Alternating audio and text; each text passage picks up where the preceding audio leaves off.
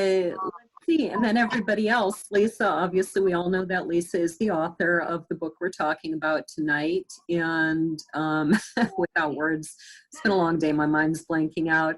So let's go through, and if everybody else wants to introduce yourself, Dana?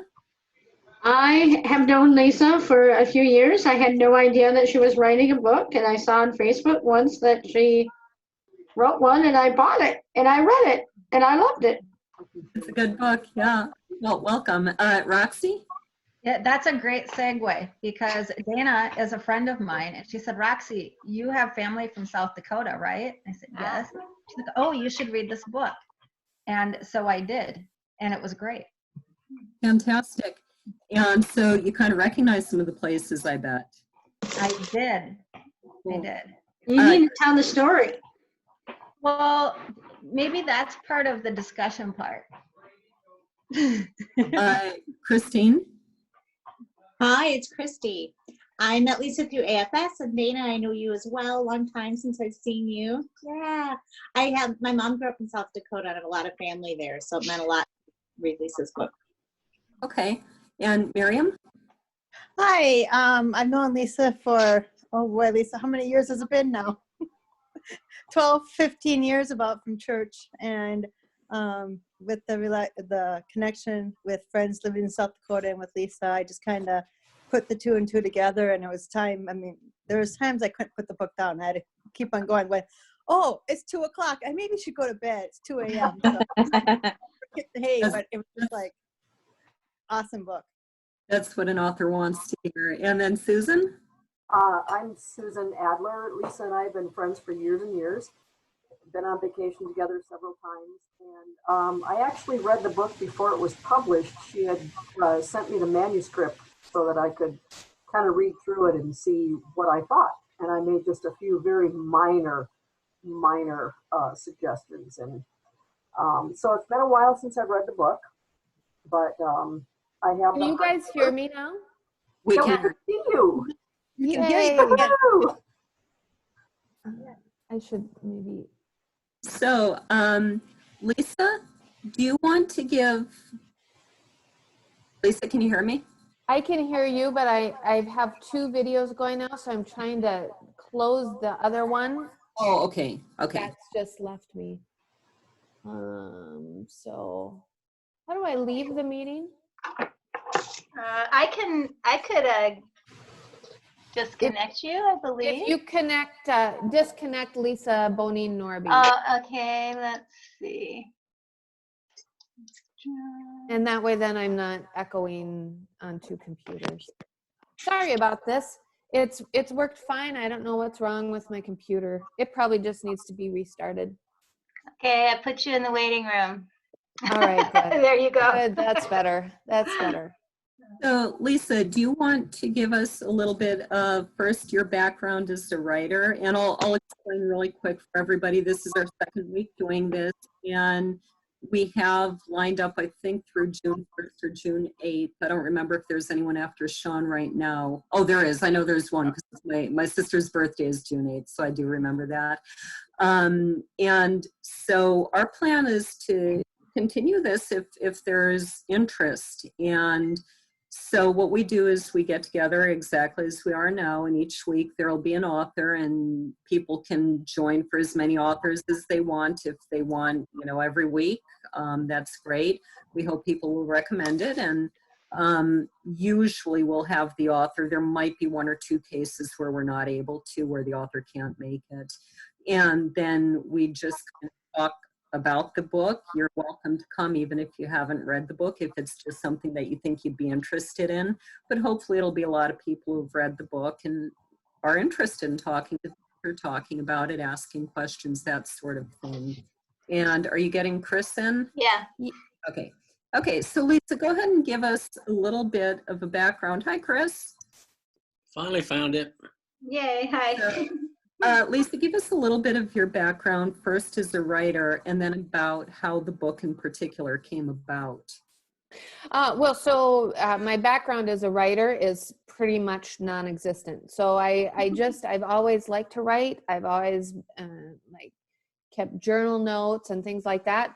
But I just really felt like I wanted to write a book about all the little family stories that have come up over the years. Some of them from one generation to another, and others from the genealogy books that our relatives have put together. And I felt like those stories were really important to our family and needed to be written down in a way that people would want to read them, rather than just in a genealogy where, she was born, she got married, she died. I felt like there had to be more to it than that. And so I wanted to write something fictional. And that's how I started. I just started kind of jotting it down. I thought of the character of Shadow. I really struggled. I started writing the book, I don't know, 20 times, 30 times, and had little bits and pieces of it in this place and that place, not really being any kind of cohesive story, until a friend of mine that I worked with, her daughter, just for no good reason decided when she went into kindergarten she wasn't going to talk to the teacher. Mm-hmm. And she didn't. She'd talk up a storm at home, but when she went to school, she would not utter a word. And so they were thinking of putting her in special ed classes. They had taken her to speech therapists and psychologists and everything. And the end result was she just didn't want to talk when she was at school. And when she went from kindergarten to first grade, she started talking and hasn't stopped since. And she's reading, at 3 grades above her level, and she's super smart. But for whatever reason, she went through that time. She didn't want to talk. And I thought, what a great place to start a story, because this is now a person that is just observing, just being there and just seeing, but not participating. And I thought that would be a nice way to kind of, weave all of these stories together. So that's how it happened. So I'm just curious, I've kind of thought, as my kids tell me all these stories of things that they remember, I think about things like when they stole their dad's wedding ring, and because they thought it was the one true ring, and hid it for a year, and I was so mad at him for losing his wedding ring, things like this. I think together a book of all these stories, of all these wonderful memories and stories they tell me, but I would never think to just fictionalize them all. I would just tell them as a series of short scenes. And I wonder, did you try it that way at all? I wrote a lot of the short scenes, but I never thought about making them completely standalone stories. Okay. I felt like it was more important or more interesting to kind of bring them all together. I do think it works well, but I just wonder, if you had ever tried it that way and it just didn't seem to work. So I'll throw this out for everybody, but let's start with Lisa. Who's your favorite character and why? My favorite character is Hulda. Really? She's like this awesome combination of my mom and my aunt and several of my grandparents, and she's just rough and yet soft all at the same time. So yeah, she totally, I loved writing about her. Who else? Somebody else. I'd have to say Theophil. I mean, he's just pretty cool. He, he befriends Shadow when she's just like a little thing, and puts her on his cow, and, and then she just becomes kind of a fixture around his place, and they're close enough neighbors where she can head over there. And it kind of, I think if it weren't for Theophil, Shadow would not have grown up feeling any kind of sense of worth at all, because she was not getting that from Hulda, for sure. But that was a place of safety for her. And then she turned around and she did things for him, like got him out of the dark pit he was in. Yes. So I love their relationship, and I obviously I was very, pretty upset with Theophil when he couldn't shake off the doldrums there, but I think overall he's just a really cool character. Who else? Favorite characters? I loved Shadow. It's not very often you get to read about somebody who's just so gentle. Mm-hmm. Every interaction she had, every thought she had was just so gentle and kind. And if there was just this smidge of being unkind, she knew it and she wasn't comfortable with it. And the last time I read a book where the main character was just this gentle soul, I don't know when. And it was refreshing. Yeah, I agree. She's very gentle and very conscientious of other people. And I think, Lisa, that's kind of an interesting character trait that we don't see in fictional characters at all. And I almost wonder if it was believable. Okay, so I was just thinking, I was going to ask if anyone knows anybody in real life who is that way. I do. And Yeah. I would have to say my mom was that way, just an ultimate sweet, never heard her say a negative word about anybody, and never, but also comes with that is the inability to stand up for yourself, and sometimes we get so upset with my mom because she wouldn't stand up for herself, so we can look back and say, she's gone now, but say, not a belligerent, not an angry bone in her body. And yet, sometimes we wish she had a little more of that. And I think we do a Shadow too, where we're going through. So it's funny because you might say, well, that's a character that's too perfect, but being too perfect is a flaw, right? Yeah, so I didn't see her perfect because in a way she was very self-effacing too, which can be seen as, I don't know, I think in today's world that's not seen as a good character trait. But she didn't, she wasn't a Mary Sue, you know what I mean? She wasn't the most perfect at everything. And I mean, she did have this flaw. She couldn't or wouldn't speak. And that really set her apart and kept her probably from a life that she otherwise would have had. So to me, I kind of did see that she had some, at least, difficulties. On this day and age, it's always all about me. And so it was kind of nice to see a character that it was all about everybody else. Yeah. I agree. I'm just turning up my volume. It was down a little bit. So anybody else favorite characters? I just like Shadow and how she interacted. Sorry, Christine. No, that's all right. Carry on, Dana. No, that was it. I just liked how everybody interacted with her, and I had some moments where you're like, doesn't anybody see what she's doing? And then somebody saw it and we're like, oh, good, okay. I was really taken with that last chapter scene where the guys all ended up at Shadow's house during the snowstorm. I swear it felt like all of my uncles, if they had ended up at my house during the snowstorm. Their actions, the amount of food they consumed, the fact that she just kept making meal after meal. It just felt I just felt like I was right there in the heart of South Dakota during that whole. So those 3 guys or 4 guys that landed in her house, I really could relate to. So Lisa, where did you come up with all the names? All of the names were from our family history, our family genealogy. They're not all the right people, and some of the last names are just names from that area of South Dakota, so they don't necessarily fit.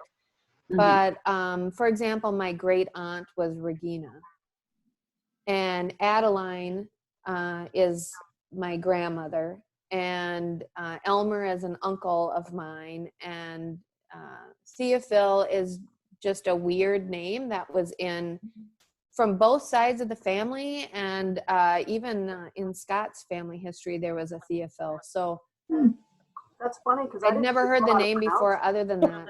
It's biblical. Theophilus? Theophilus, lover of God, Theophilus. Oh, okay. Okay, good, Chris. Yeah. So Lisa, I kept meaning to tell you that even all the time that I had read your book and, going through, hearing you read parts of it at the Writers Club. I have a grandma named Hulda, You do? actually, so, but somehow it wasn't connecting. Yeah, Hulda. Actually, Hulda is in my family tree too. Oh, that's fantastic. The German side, yeah. Yeah, yeah. Tell Yeah, us- she's a great aunt as well. So yeah, they're all family names. Tell us a few of the stories, and it sounds like the stories that you told weren't necessarily linked to the. Yeah, But- correct. So most of the content in there is based on a real story, but isn't a real story. For example, the story of Theophil, in my family, there's a guy who my great grandfather came to the U.S., bought a cow and walked the cow. Well, we don't know if in the story, we don't really know if he bought the cow in Russia and brought it with him, or if he bought it in the U.S. or where he got it. But he walked this cow all across the U.S., settled in South Dakota, built his homestead, rode home to his fiance and said, I'm ready for you, come. And she wrote back and said, no, I've changed my mind. And he wrote back and said, well, send your sister. So he sent the sister, and they had like 12 children. Wow. Now, I found out later that he actually, through another genealogy, through another aunt, he actually bought the cow in Minnesota. So he didn't really walk it that far. I mean, Minnesota to South Dakota in that time, That's a long hike. it's a journey, but he didn't walk it across the U.S. But he walked that cow from Minnesota to South Dakota, rode home, said, son, come. She said, no, send your sister. The sister came, but they only had 2 children. Oh. And one of those children had 12 children. Okay. So the real story isn't even as good as the passed down legend that my family always believed. But anyway, I was always intrigued by that because, why does the sister come? What could possibly possess her to come all that way and marry a guy that He had a cow. is the second best? That's great. That's kind of been the joke on the internet lately, I've got toilet paper, will you marry me? Yeah. Right. He had a cow, of course she would marry him. So one of the stories that I found particularly interesting and tragic that we talked about in the brothers, but maybe for everybody who's read this story, tell us the real story behind the drowning incident. Yeah. I mean, I think Roxy maybe would be able to tell it even better than me because she's actually from the area where Amsterdam is and where it happened. Well, But so are you related to anybody that drowned? No, I'm not. But Andover, South Dakota isn't very large. So my father died when I was 8, and he is buried in the cemetery in Andover, South Dakota. And I don't remember the population there, but it's maybe 200 if even on a good day? 30 years ago, 40 years ago, when he was buried there, it was even less. So the cemetery was also very small. And when we would go to visit his gravesite, we'd walk through the cemetery and see other relatives. But there was always this row of people who died on the same day. And the story that we'd always heard as kids and growing up was, this family was at a big family picnic, or some big picnic. Somebody's dentures went into the river, and everybody kept going into. First, they were trying to save the dentures because they were expensive and hard to come by. But then people started drowning, and the people who were trying to save them didn't know how to swim because it's South Dakota and there aren't lakes and nobody knows how to swim. And so I'm reading Lisa's book, and I get to that part, and I've never heard anybody else ever talk about this. I'm like, Wow. oh my God. So I reached out to Lisa, like, do you know these people? But so it was a story I've been hearing since I was 8, and I'm older than that now. That's So really cool. we lived about 5 years in Webster, which is about, what would you say, maybe 30 miles from Andover. And I rode with a gentleman. I caught a ride to Minneapolis to a seminar with him, and on the way back, he started telling me about this story, and it was his relatives that were involved in some way. So he knew a lot about it, and then he named some of the people from the town, other people who we knew that, it was a small town. So I asked around and found out a little bit more about it.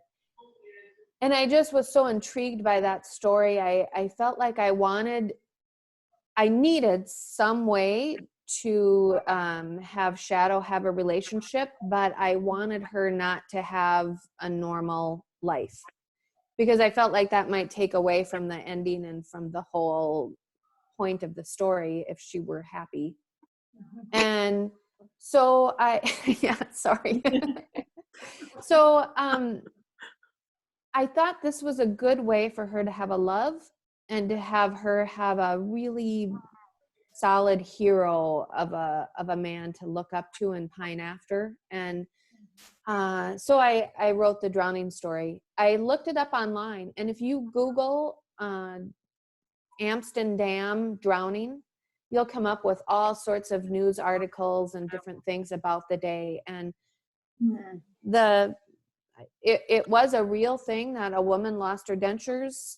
The people went after her. It was a real thing that they were going in, and people were trying to save each other. And then at the end, people were punching and fighting each other to keep them from going in to save their friends and family. And all of that whole scene really happened. Yeah, and what really made that so memorable to me, it brings to light this saying, truth is stranger than fiction, because I remember being in writers group, and I don't think I was the only one who was like, really? They just kept going in one after another. Is this even believable? And that's when you said, it's not only believable, it's... Wow. Nobody told them to link arms and form a chain or anything like that. It's like, good grief, guys, get with it, will you? It was back before they had any kind of life-saving, and like Roxy said, in South Dakota, there's not a lot of water, a lot of lakes, so people didn't swim. It wasn't something that people really did. And I think because of the panic, and the cold water and things, I don't think anybody thought. They just knew they wanted to save each other. Well, I think, was the drop-off real then?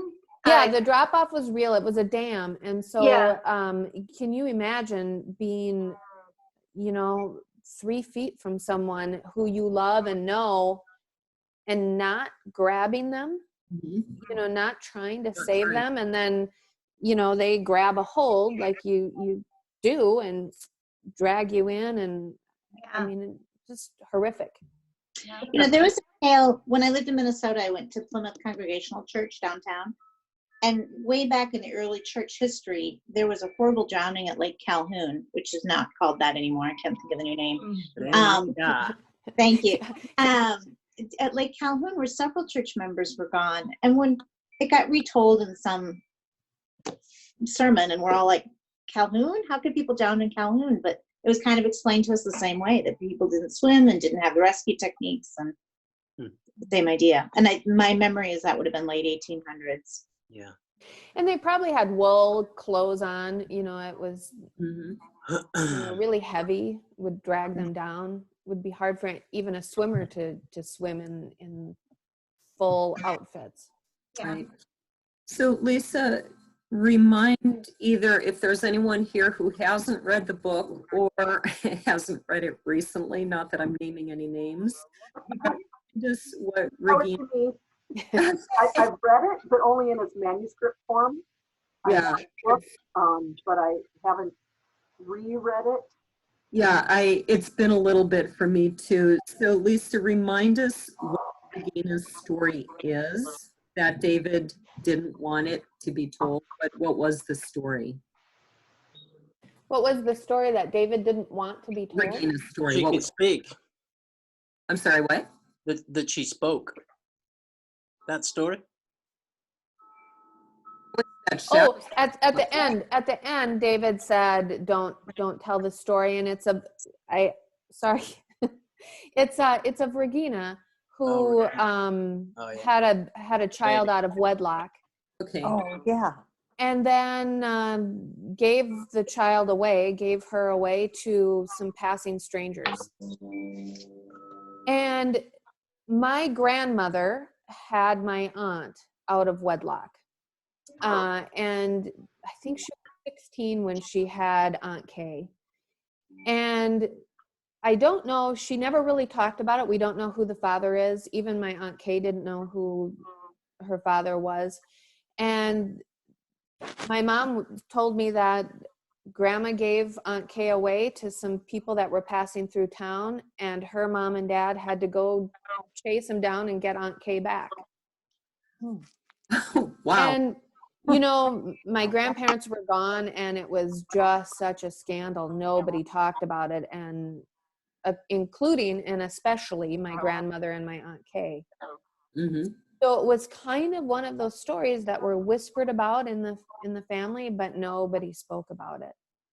And my grandmother was very proper, went to church every Sunday and, cleaned the church every Friday and made a cake for coffee and donuts. And I mean, she was extremely proper and super judgmental.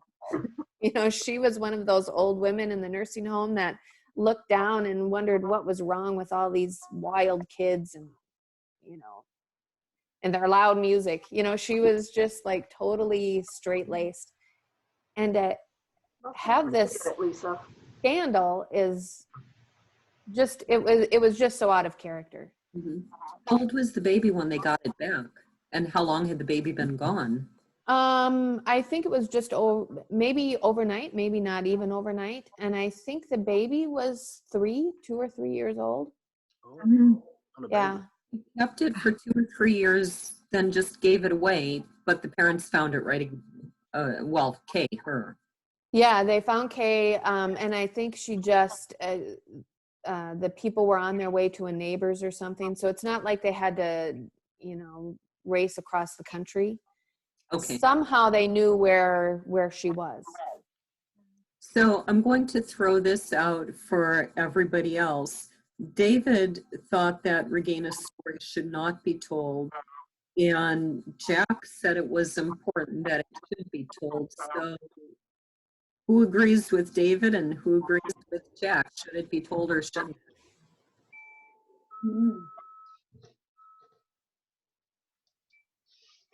I agree to be told. Okay, why do you think it should be told? I suppose accuracy. Mm-hmm. Not sweeping things under the rug, which is such an easy thing of that generation to do, recognizing a lot of my family and extended family and Lisa's characters. Mm-hmm. Yeah, I certainly know some family stories where things were hidden until my parents got dementia and started spilling. My cousins actually bought the book. And I lost sleep. I was just like sick to my stomach thinking, this is a huge family secret. And now I've just exposed it. Even though I changed the names and the place and things were a little different, they would recognize it for sure. Yeah. What did they think, Lisa? I don't know. On Facebook, they, posted a picture. I got your book, Lisa. And I'm like, great. Let me know how you like it. And I've been ghosted ever since. So either they didn't read it, which is quite possible. I mean, that they just didn't read it, or they read it and didn't like it, or they read it and are never going to talk to me again. Who knows? Well, I think Jack's comment was very important, though, what he said. I mean, his justification for actually putting it out there was, that people needed to treat people in that situation very differently to the way that they did at that time. That rather than creating this atmosphere of rejection, this atmosphere where Regina was so rejected and so despondent that she was in the place where she felt like giving the poor baby away, they should have treated her in a way that made her feel that she could keep the baby, nurture it, and bring it up. And so Jack's point, I think, in saying, no, they should be here so that people learn that they don't treat people that way. I think that is a good, if you like, a good reason for keeping the story in there so people can understand what it does to people when they reject them in such a way. And I think that, to me, is a good reason for keeping it in. And his point, that was made by Lisa there through the character is a very powerful one. Oh, there's Susie. I knew she was coming. Now we have 2 Susans. Hi, finally here. Hey, Hi. Susie. Nice to meet you. Nice to meet you too. Which is interesting. Yeah, but in the book, when is that scene? Is that in the 40s or the 30s? 60s. In the 60s. 60s. So still it's decades before its time where people would actually really say that. It would be pretty scandalous back It's then, pretty even. scandalous, Yeah. Even now, I mean, the whole story. I mean, imagine if somebody gave your child away. Yeah, and I think we were talking about, like, how do you present, like, in the time when that was going on with Regina, she was probably suffering from postpartum depression, which they didn't even know about. And, how do you write about that in an era when they didn't understand it? And then even the 60s later, when they're talking about revealing that story, they didn't quite understand it either, right? So I think you had to kind of look into when the ideas about postpartum depression even started to be discussed and understood. I like how that story was told, but you had the family in complete support of her. It's like, okay, this thing happened. We feel scandalized, but we are stronger and bigger than that. We're just going to hold our heads high and go on about our business. And that was consistent with that situation. And I like how you did that with the family. Even the little brothers were in support, and everybody was doing the right thing. Don't you think that's kind of how families are, though? Like my family, I can say something about my brother and roll my eyes, and we can all be talking and but by God, if one of you says something against him, I'm coming at you. Right. Yep. Yeah, and it's interesting too, because Regina was such a pet of Hulda's, of course, and then sometimes you might, knowing Hulda, I kind of expected her to just like go the other way, like if she was crossed, but that was interesting that, yeah, they did all support her. So, Lisa, how did, or for anyone, your opinions too, how did Johanna help shape the events that led to Regina's unhappiness and her shame? If you guys remember, Johanna was the city girl that moved to the country and ultimately died in the plague with her family, but died of the Blue Death with her family. But she was really a special friend to Regina and really was forming her and trying to make her a lady.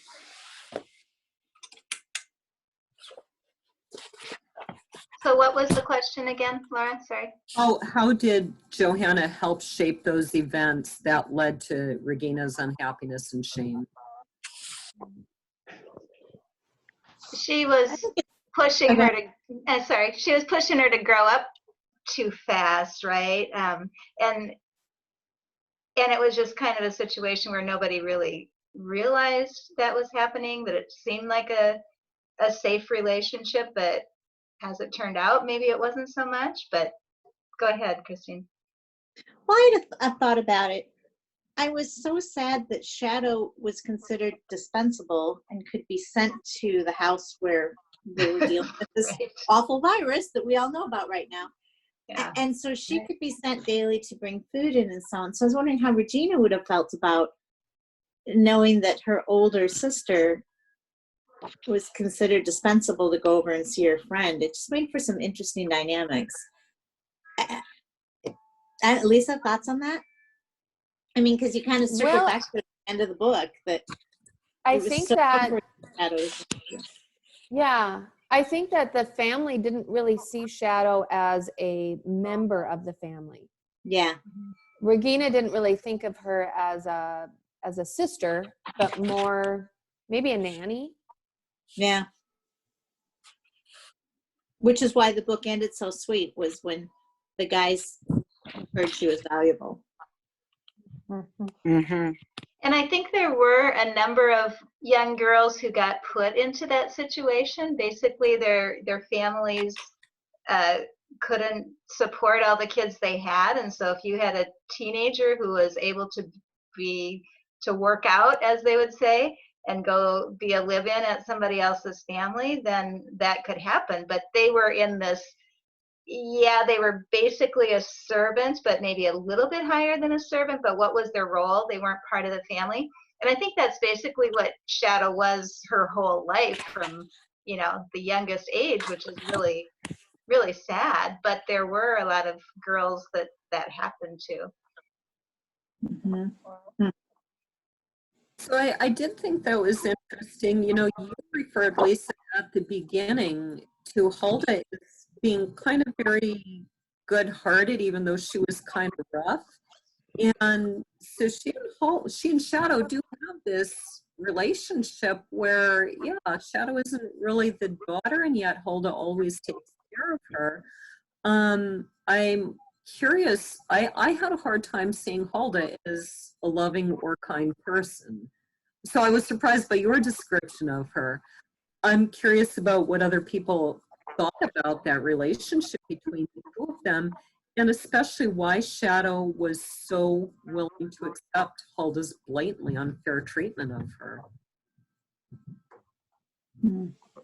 I can say again, to me, Hulda and Shadow, their relationship was much the way I understood my grandma's relationship to my mom. Raised in a small town of Emory, South Dakota, somewhat close to Webster. And my mom was just another mouth to feed, and there were chores to be done. And my grandma, as I knew it, just wasn't a kind, sensitive soul. She was busy It's about killing the chicken to get the meal on the Lisa's table book. for the kids. Yeah. Well, and Is it's that, 3 meals all day long, all the laundry, cleaning the house, and it's hard labor. Yeah. And canning enough to last all winter when we can hardly last 2 weeks to make sure we have enough food in our house Yeah. to keep us from going out. Yeah. This is an interesting time to go through now to compare back to some of Lisa's stories. Yeah. How did they prepare for an entire winter with enough food with a huge family? That's so true. Can I go at Susan? Yeah, Susan, we can't see you though. I don't know why. I have my it's a chroma cam. I don't know. Is there a way to let's see, start video? Aha. Okay. Yay, there you are. There I am. Hi. I'm really sorry that I wasn't in on the very beginning of the call, because I think that how the whole relationship between Hulda and Shadow developed on the ship with the family that disappeared. Did you guys go into any more of the theories of why that happened? No. No, but Laura has been upset with me since the first moment I started reading this in writers group, because I didn't solve that mystery.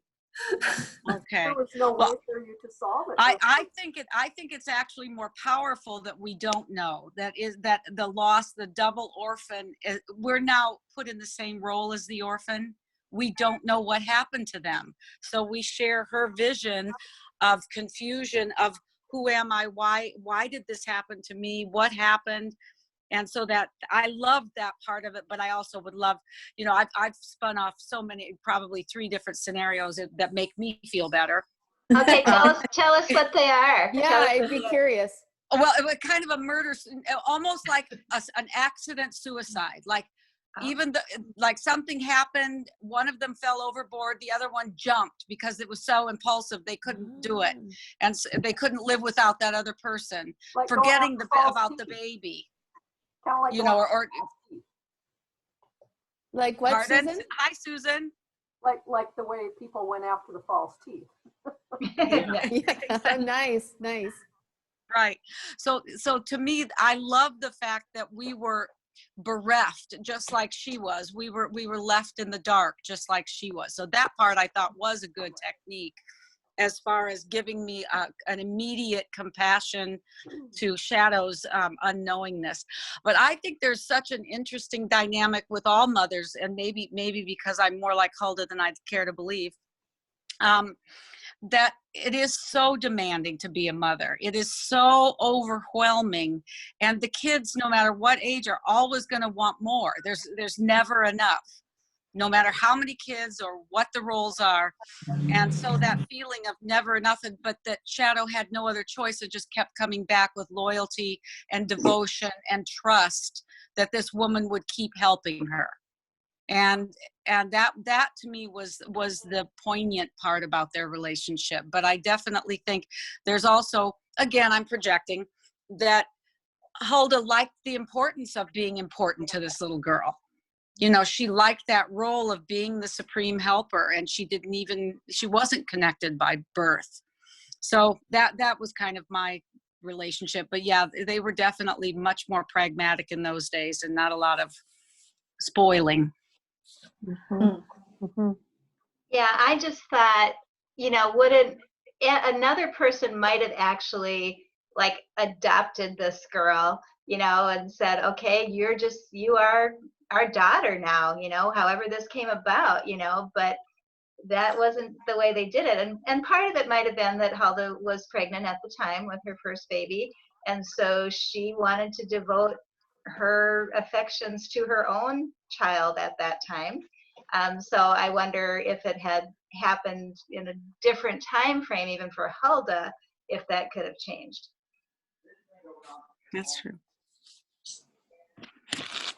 There were certainly moments that I tried to write in where Shadow understood that Hulda cared about her. There were certain, little times where, Regina had to come and tell Shadow when she first moved out, you have to come home. Hulda isn't the same without you. And then Hulda sits down and has coffee with her.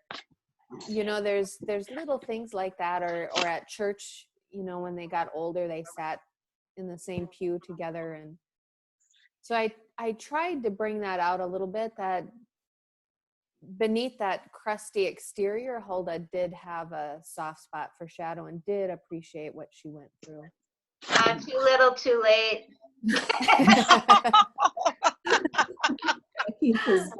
I have a comment about Hulda's the way she had her white cake recipe that she wouldn't share with anybody.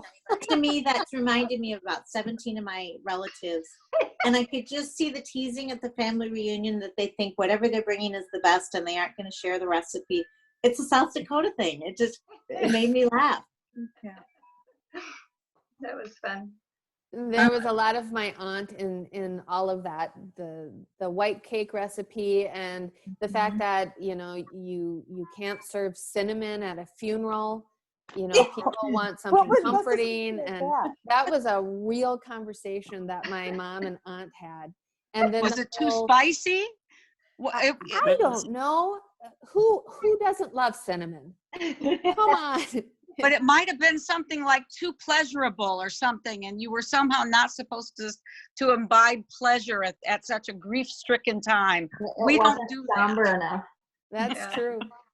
I remember one time sitting with my mom and my aunt was talking about her new daughter-in-law, and they had gone to visit, and her daughter-in-law didn't have supper on the table for the men because they were out building a shed or something, and she wasn't prepared, and my cousin was going to barbecue that night, so she didn't have anything planned. And my aunt was just appalled that these men have been working all day and they're going to be hungry, and she didn't do anything. She said, well, the least we can do is make them some, you have all those apples there, we can at least make them a crisp. And she said, then she started looking through the recipe box, and I said, what are you doing now? And she said, I'm looking for the crisp recipe. And my aunt had these huge eyes and this really, she was really farsighted. Can you believe she needed a recipe for a crisp? And my mom was like, oh yeah, agreeing. And we got in the car and I said to my mom, what the hell? What was going on with that? Do you know how to make a crisp without a recipe? And my mom said, Lisa, I have to tell you this story because it's so typical. I think it's typical of the age too. When I was first married, and this is like 1989, no, it's not the 1950s or anything. My mom took me to the grocery store. I'm like 20 years old. I was a music major, working on my degree in music. And she says, okay, you need molasses. She's just, sliding things into the cart. She puts in molasses. I said, what am I going to do with molasses? She said, you're going to make molasses cookies. I'm like, I play trombone. I do not bake. I especially don't bake molasses cookies. I'm never going to make molasses cookies. Like, no, you need molasses. And we just kept going in a circle. But why? Because you need to make molasses cookies. No, I don't. I think that's very typical of a certain day and age, that this is the way things were done, and that's that. So I want to go back to the cow. You wrote about Lily the cow at the beginning, and then towards the end too. Did she represent something? what does everybody think? Did that cow add anything to the story? Particularly. That was Theophil's cow, right? Yeah, Theophil had the cow that he walked across, and he had just kind of a love affair with this cow. And I think that's what the cow was about, at least at the beginning, was showing what a big part Theophil had. It also kind of reminds me of a joke, though. What was it? Tell What us, was the Susan. ending of the cow? Move ahead to where's the second time you talk about the cow. At the very end, as they're sitting around in the blizzard, and they're all older. Yeah, they're all talking. They talk about the cow, and Elmer says he'd heard his grandfather talk about this cow before, but he thought that it was he called it Lily, and he thought it was a girlfriend, the way he talked about it. Yeah, I think there's something about the farmer and the farmer mindset, and they get really close to certain of these animals. My mom was that way with certain of her cows, so I do think that they form these relationships with their animals. And to me, it's kind of part of that pioneer personality. Is if it was a symbol, that's what I think it is, of that committed farming pioneer personality. Yeah. And I also think there's, well, go ahead. Sorry, I was just going to say it's the first cow too.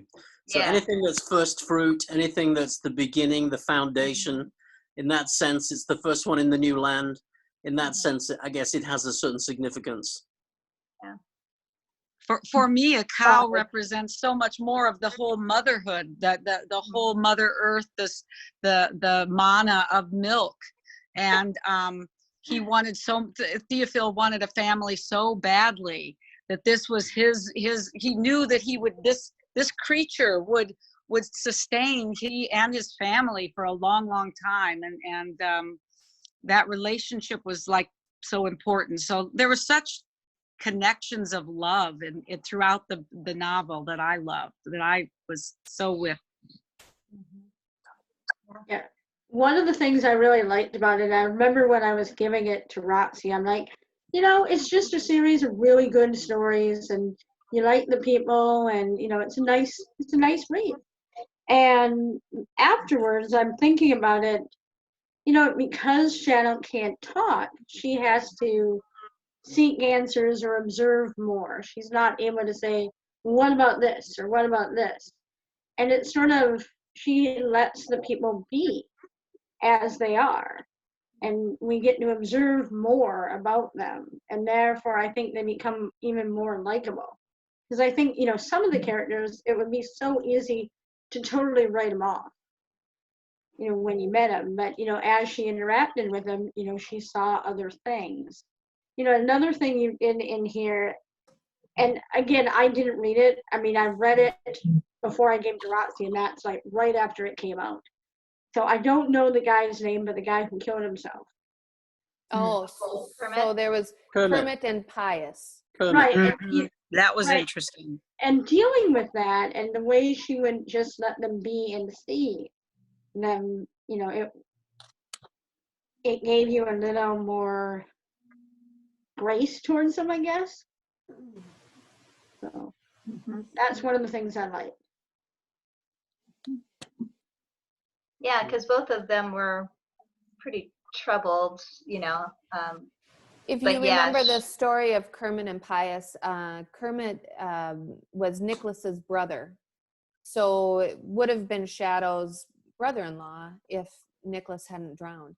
And he came to the village with Pius, who he met on the ship coming over. And they had a relationship, you know, good friends, maybe more, you know, we don't know. And they lived together and fought sometimes, but Kermit, Pius was killed by a train in a blizzard, and Kermit blamed himself for it. And then the following year, he was killed by a train in a blizzard. And he left a note at the end, so we know that, you know, at first it was a question, but because of the note, we Assume. feel sure that he planned it, that he committed suicide. So, Lisa, were you know, when Kermit talks about his haze that he gets, were you basically kind of intimating some kind of bipolar, some kind of mental issue that he had? I mean, Pius seemed to be a pretty normal kind of guy generally. I don't seem to see anything with him, but with Kermit, you know, it seems right from the early days, from the fire in his old country, and even people who notice he has a funny manner about him, they keep talking about him when he talks about his own issues. Are you intimating some kind of either bipolar or some kind of mental issue that he suffers under? Yes, Chris. Yep, that's exactly. I felt like he suffered definitely from depression, but also maybe some hidden rage, some hidden anger issues, whether that's bipolar or not. He definitely had some problems, and I tried to write it. I don't know how well it came across that Kermit was gay, and that he had this internal struggle with himself, that he didn't like that part of himself, and so he was raging against that, and that was part of the struggle that kind of brought him down into this depression, is that he'd realized he can't change himself. I didn't get that, but yeah, okay. Yeah. I did get that, Lisa, and to me, you did present it from that South Dakota vantage point, that nobody knew how to talk about it. You're expected to go to church every Sunday, but yet then you feel like you're condemned. So this weird pull that people would go through in that generation, that of course they would start to go mad. Yeah. I think this brings us to the point that there's really an awful lot of tragedy in this book. Do anybody find that made the book too heavy? Not really. I told Lisa on Saturday when we were talking that it's a good reminder for what we're going through right now. Because yes, there was a lot of tragedy, but it kind of reminds us how lucky we are by comparison, even during this bizarre pandemic. You know, Lisa described what it was like for what was cholera at the time. What did you call it, Lisa? The blue The Blue Death. Blue Death? Yeah, I'd forgotten that term. It was a tough time. Mm-hmm. Yeah, and I think, you know, I do this podcast called Books and Brews, and one of our first guests was a man, actually my boss at one of the music schools I teach at. He comes from Russia, and he was talking about Russian literature and how it tends to be very dark, very heavy. he said, you know, American novels and movies, especially in our day and age, tend to have the happy ending. You know, everybody works hard, gets their reward, lives happily ever after. And he said in Russian literature, it's more like the kid gets eaten by the wolf in the forest. Everybody dies. But he said there's a purpose to that, that you learn, and that kids might hear these dark fairy tales. You go, oh, yeah, life doesn't always turn out well, you know, and there's this difference that maybe when you grow up on that sort of thing, you don't expect life to be perfect. You get that it's going to be dark and heavy, whereas sometimes in our day and age, we expect it all to be perfect, and then we get upset when it isn't. You know, I didn't find it heavy. I found it, like Christine said, a very good reminder that life does have some really rough spots, and that's going to happen. Anybody else?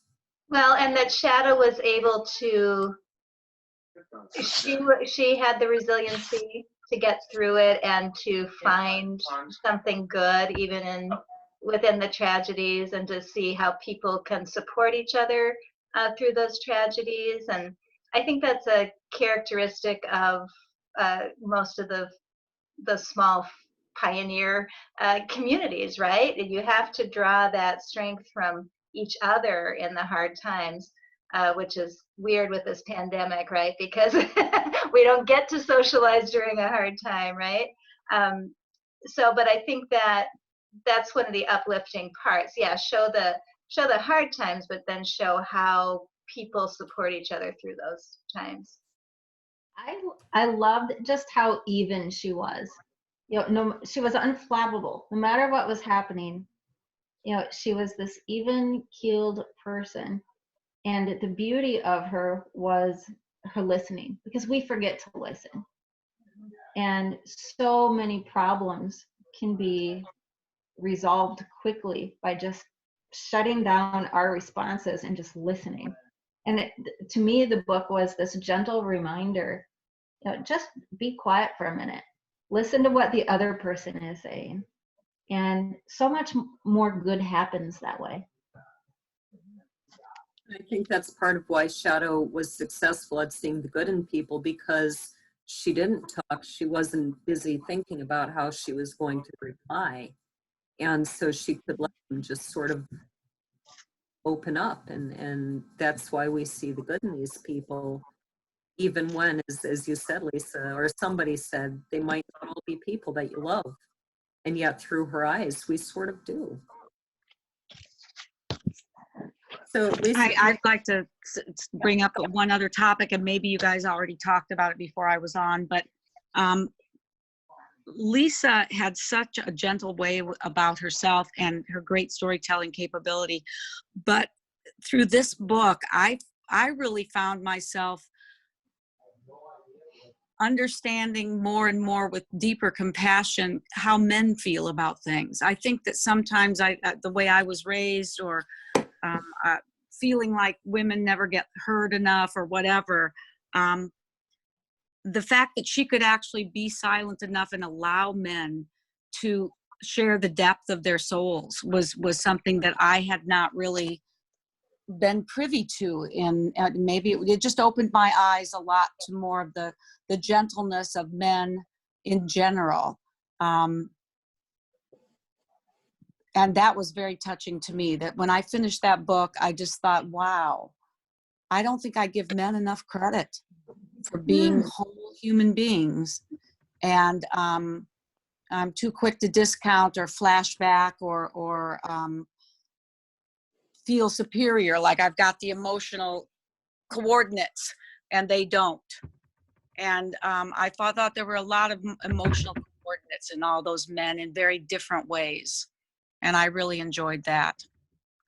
That's awesome, Susie. That's a very good point, Susan.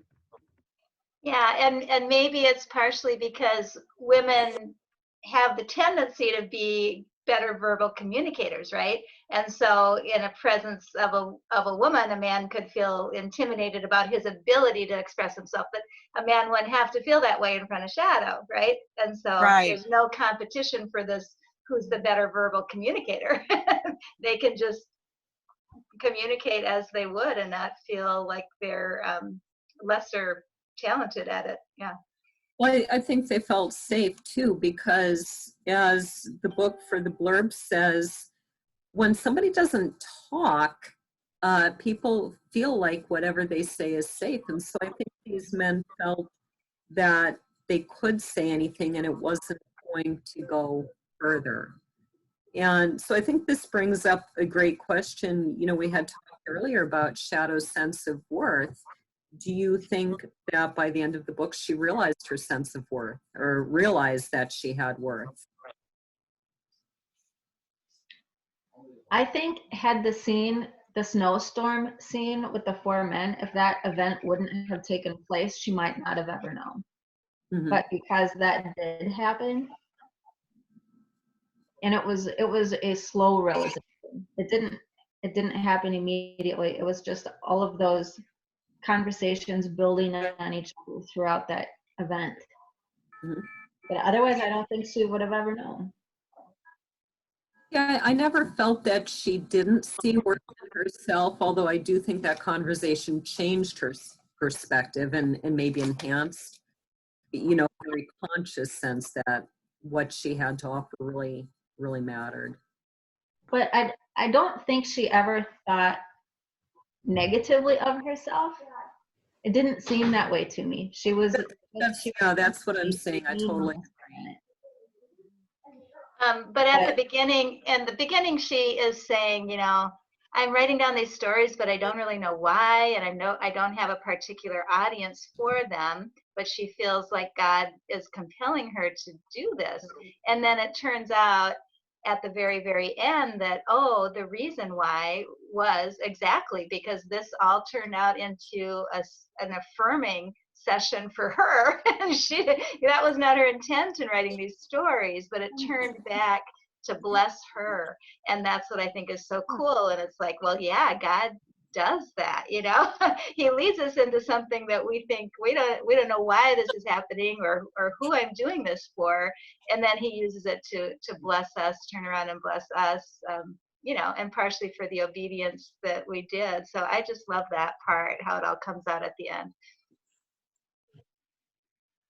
Anyone else? Yeah, I mean, I think she starts off saying, doesn't she, you know, I don't know if people see me, but the end ends up saying, I do matter.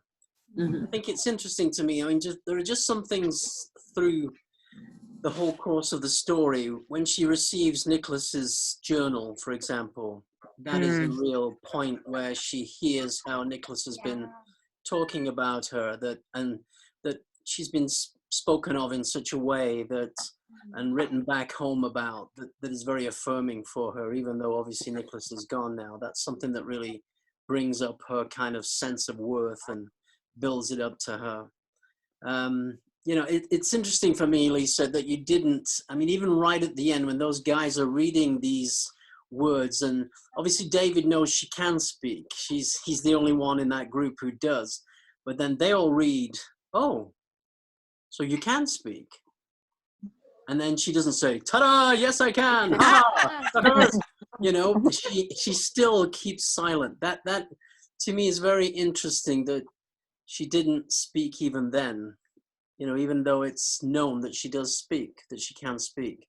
That to me was an interesting choice of yours, to let her stay silent. I mean, I understand in one sense that after all these years, it was her choice never to speak again. And yeah, you brought me to tears when you wrote that little piece at the end when David is speaking to her after the drowning and says, you know, he recognized that her voice drowned at the same time as Nicholas drowned that day. That was a very beautiful, I thought that was put very beautifully. But then after all those years. I was crying when I wrote it, and I was gosh, crying when I read it back. When I read it, love, I'll tell you.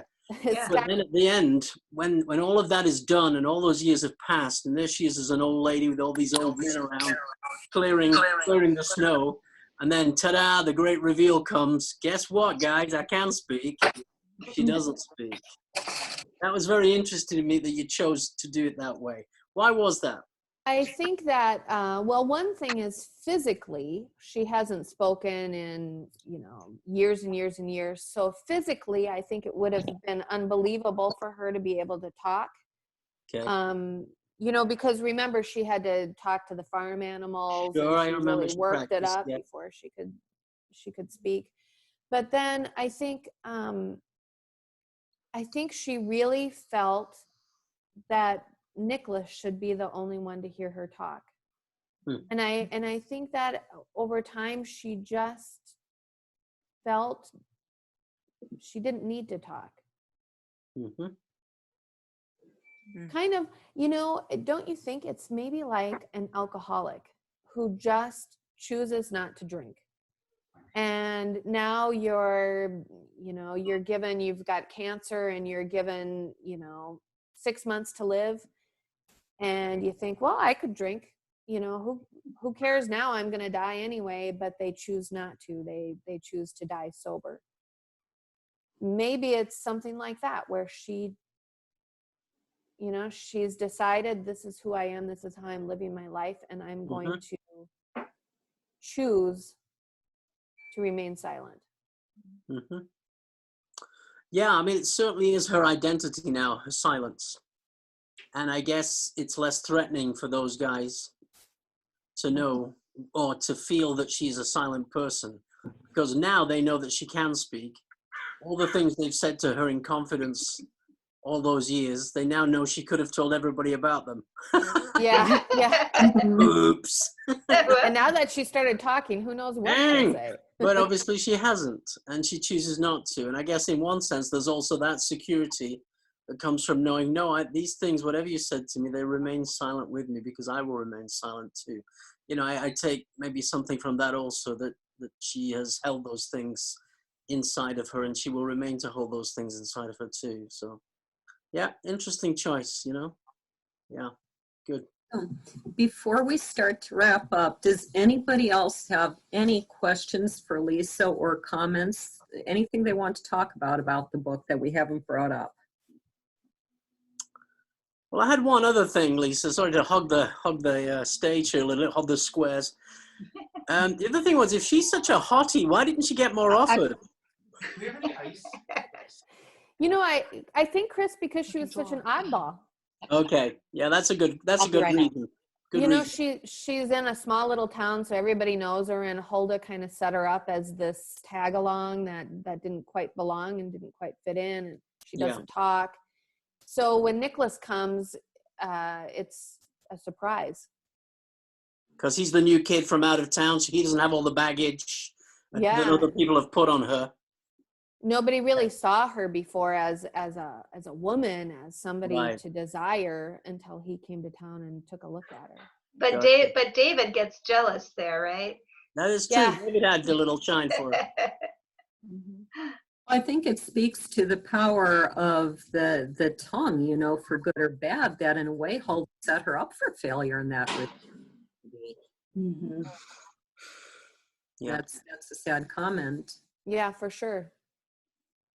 If I could start again, one thing that struck me was just your ability